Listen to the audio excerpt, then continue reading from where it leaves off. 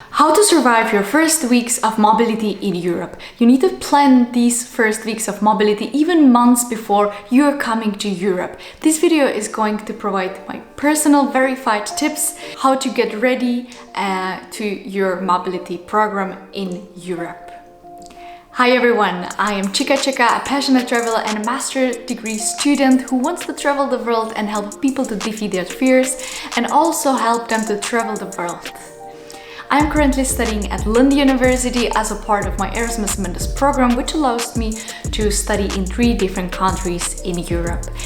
Because I have traveled quite a lot, I also studied in Mexico and I studied in Austria and in the Czech Republic. And then through Erasmus Mundus, I studied online in the UK and then in Malta and in Sweden. I kind of collected enough experience to share with you what you need to do in order to make your arrival to Europe smooth. Make sure to stay till the end because the last tip is very important and essential for your arrival and stay in Europe.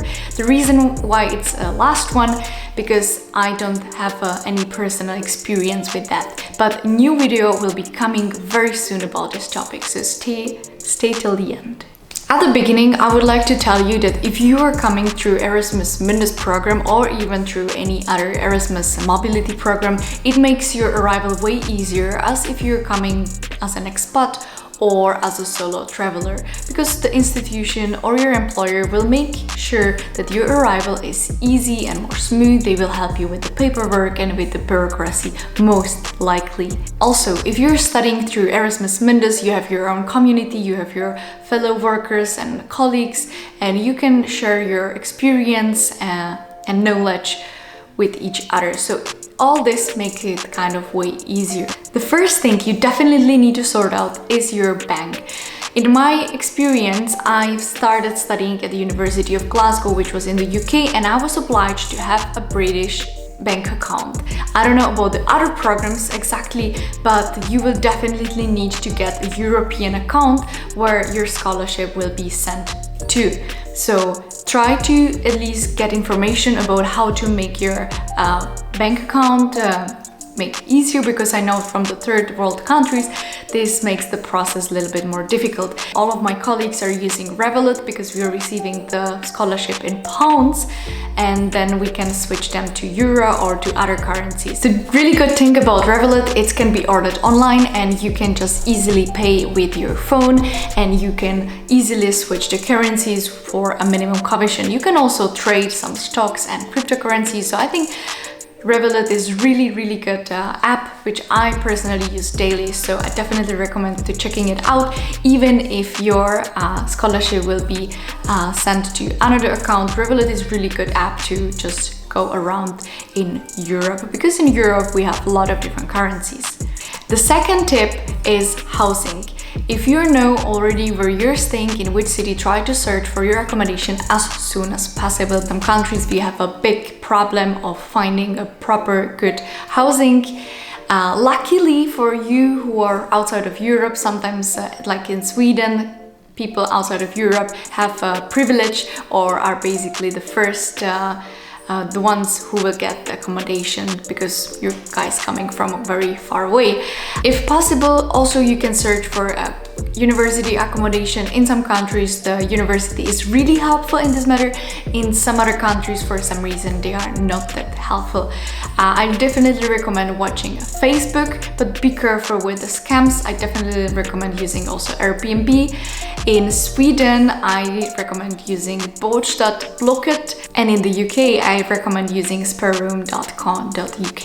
I will link all those links below the video. Try to negotiate the price for the decrease even on Airbnb, Facebook. If you're afraid of booking something in advance, which I completely understand because there are a lot of scams around, then what you can do is to book a hostel or hotel in the town and then for a couple of days and then see free accommodations in real, meeting the landlords, and then you can sign the contract and move in. This is also an option. Don't forget to get the contract. The third thing is traveling, and you probably heard about Ryanair. Then I also recommend using Wizz Air, using Flixbus. like bus connections all around the Europe. If you're in the UK, then railway card is also a good option to save some money. In Sweden, it's a Masenet. In Malta, basically there is just a public transport, but you can also get a student discount card. I recommend in any country you are, try to get the discount card for students as soon as possible, because they will give you discounts for museums, for public transport, sometimes for the restaurants. So definitely make sure that this is one of the first things you do when you move into a country. You can also use for the flights. Sometimes I use Skyscanner or Kiwi, especially if you're going to move around Europe. But in general, I recommend booking just a one-way ticket to Europe if you're staying for all 2 years, and there is no need to buying the ticket so much in advance. I already touched on this topic, and the fourth thing, it's the discount cards. I mentioned discount card for the public transport, but make sure to also get your ESN card, because with ESN card, Erasmus Student Network, you can get different perks and also some benefits when you're flying with Ryanair. But I'm pretty sure you will fly with Ryanair at least once when you're in Europe, but be careful, those benefits are not applicable in the summer season. The other thing I recommend you is using IC card, which again will give you a lot of discounts into several institutions, and it will just make your life easier, and you can also just order it online and have it in your phone. Fifth thing, it's navigation. Because in Europe we have a lot of those tiny streets, and we also like to hike a lot. I recommend you especially enmappy.cz. This is actually a platform developed in the Czech Republic, but they have also their English mutation.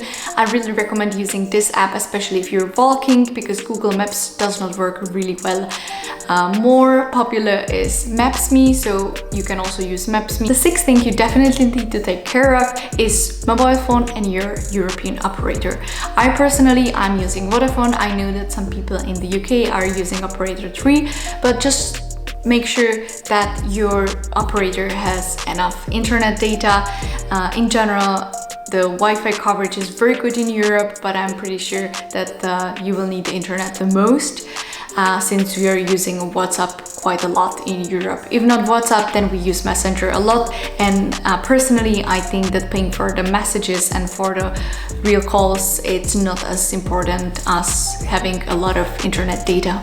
Luckily, since few years ago, European Union has one single market. So if you buy a SIM card, let's say in Italy, you can easily use it in Sweden or in Malta as well. So if you want, just stick to one card, make sure you have a really good plan. If one of your universities within Erasmus Mundus program is based in the UK, well, then you have a right to use Amazon Prime for 6 months for free. I recommend getting the Amazon Prime for sure, because it gives you a lot of perks. Personally, we don't have Amazon Prime in the Czech Republic still, but I really love it. So just you to know that you can get Amazon Prime. Eighth thing, it's probably very important also in your daily life. Doesn't matter if you're doing Erasmus Mundus or not, but because you will be getting your scholarship, or even as a self-funded student, you will need to budget yourself in Europe, and every country has a little bit different prices. So just to make sure you budget really well your life and your different categories of your life, use some budget app. I personally use Spendy, but you can use any other app, but make sure that you track your expenses in Europe. The ninth thing I recommend, I started using it quite a long time ago, is Notion, and it's an amazing app which helps you to organize all your materials, and especially because you're going to study at 3 different universities, you will need to get kind of organized, and I think Notion is really nice because you can make a lot of colorful headlines, and you can insert videos and insert links and so on. So this is one of my tips which I wish I even found at the beginning of my program. The last thing, which I will make a separate video about very soon, it's your bureaucracy and your visa process. I personally, as European citizen, I don't have to take care so much about the visa process because we are not required to get a visa. However, you as a non-European citizen, try to make sure that as soon as possible you get any offer from your program, you will go to your embassy and you will get information about moving to Europe, because I've seen a few students who could not attend the mobility program because of the visa issues in their countries. Guys, I hope you found this video helpful. I tried to cover finances, housing, also some productivity tips of mine. I really hope you liked this video. If you liked it, please give it a like. Subscribe this channel to beat the algorithm. Let me know to which program you're applying to, and if you have any tips, please share it in the comment for the others, and see you in the next video, guys. Bye bye.